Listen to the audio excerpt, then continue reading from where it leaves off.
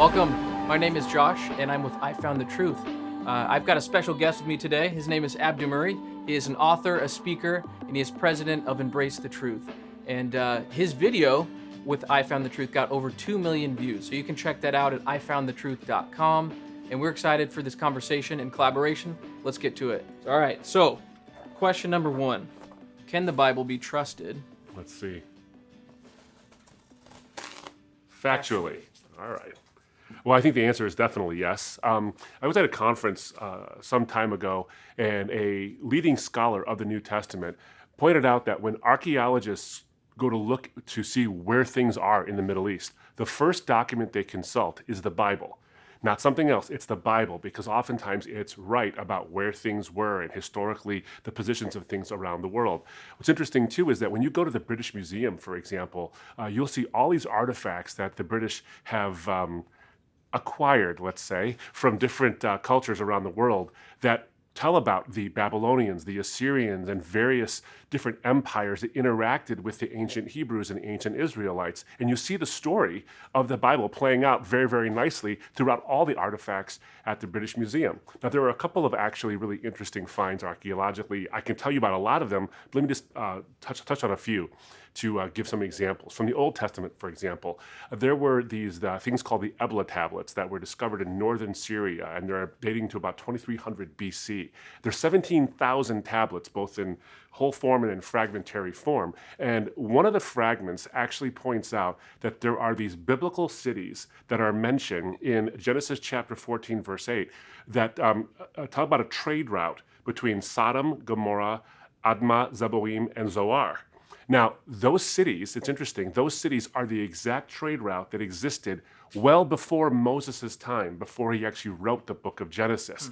And they existed in that order along the trade route. What was even more interesting is that those cities, some of those cities were destroyed well before Moses' time. So the question arises then, how did he know those cities even existed to write about them?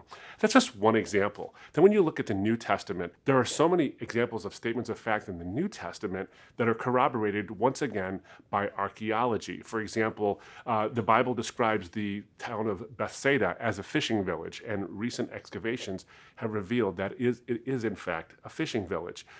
Peter's house.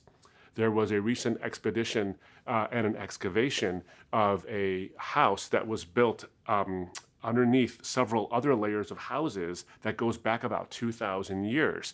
And they can date it to within the 2nd century, maybe even the 1st century, in Capernaum. And it has Christian inscriptions all over it, which suggests strongly that this is a place that's very holy and very important to 1st and 2nd century Christians, leading many scholars to believe that this is actually Peter's house, which the Bible describes as the base of operations for Jesus in his Galilean ministry. There's so many other ways in which we can see that the Bible is actually factually accurate. For some time, a lot of scholars thought that Pontius Pilate was actually just a myth or a work of fiction, maybe even of the Christian church, but then they found Latin inscriptions with Pontius Pilate's name on it. In fact, Pontius Pilate being called the governor of Judea. So once again, we see archaeological evidence that's corroborating the New Testament accounts. But then there's also these things called undesigned coincidences. Now, these are pretty cool.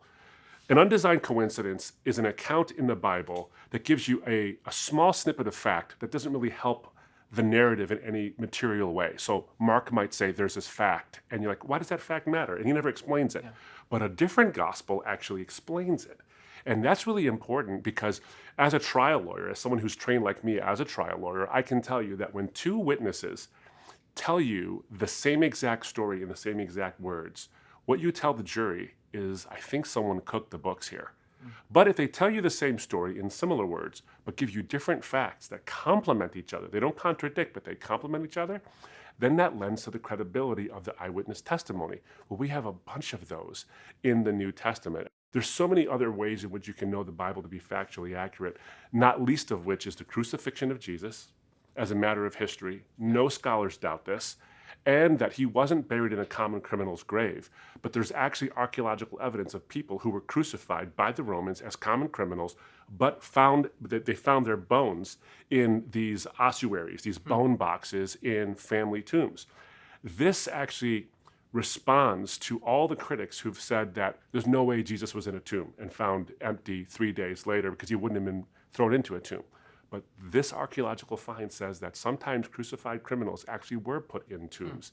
And that corroborates what the scripture says. And of course, what we know from the scripture and the historical evidence is that that tomb was filled, but then became empty.